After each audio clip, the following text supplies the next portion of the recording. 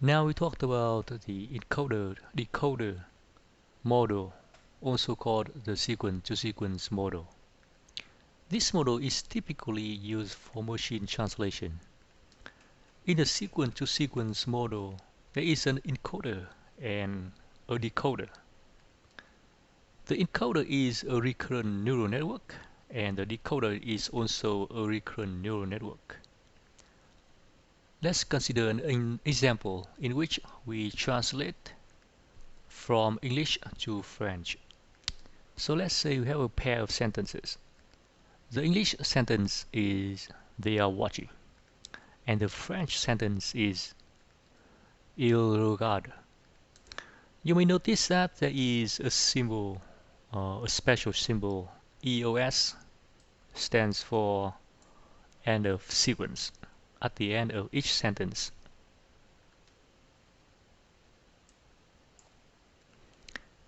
This symbol is to indicate the termination of the sequence. There is also another symbol, special symbol for the beginning of the sequence, which is BOS. In a sequence-to-sequence model, the encoder is to transform an input sequence, a variable length, into a fixed length context variable C, and also encode the input sequence information in the context variable. Let's denote the input sequence x1, x2, etc. up to xt. The capital letter T here is the length of the sequence. As a time step T, so let's say this is the time step T. The hidden state at this time step ht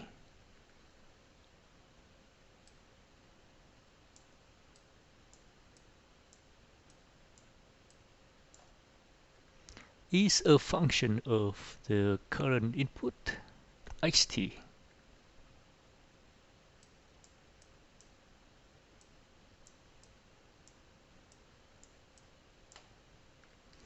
And the previous hidden state ht-1.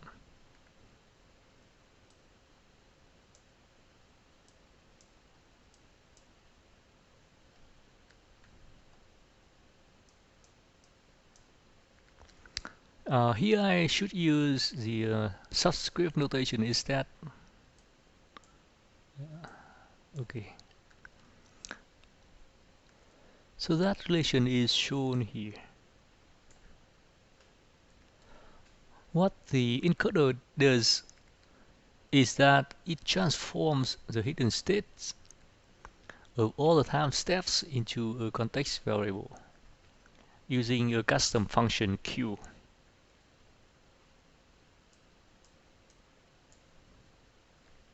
As an example, if we select Q to be equal to just ht, which is the last hidden state, then in that case the context variable is the hidden state of the input sequence ht for the final time step.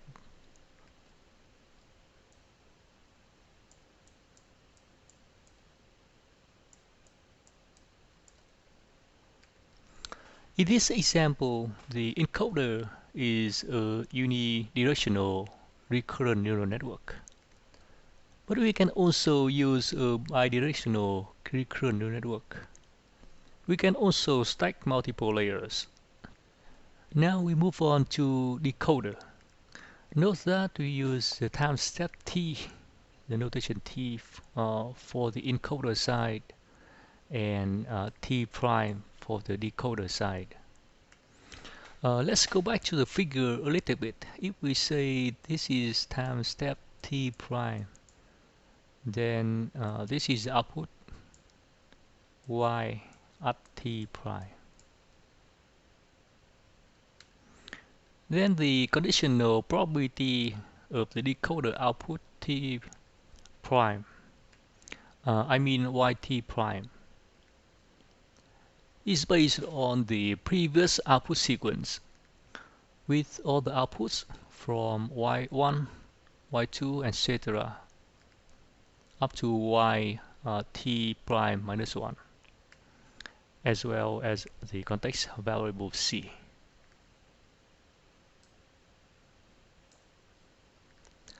Here I go back to the figure again. This is the context variable.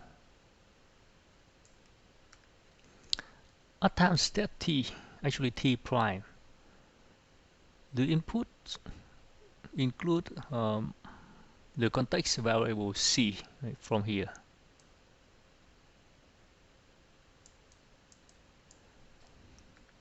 As well as the output yt prime minus 1, which is this one. This is yt prime minus 1, as well as the hidden state from the previous time step, which is s t prime minus 1.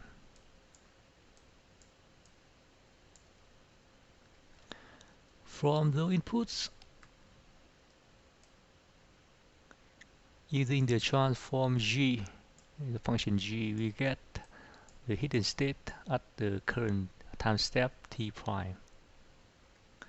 We then can use a custom output layer with the somax to compute the conditional probability of the decoder output yt prime. Now, what is the loss function of the output sequence? We start from the conditional probability of the output sequence based on the input sequence. This is actually the product of all the probability for each output, given all the previous outputs as well as the input sequence. We know that the context variable c encode the input sequence. So then we can rewrite this. Then eventually we take the log of the both sides. We get the log loss, which is this.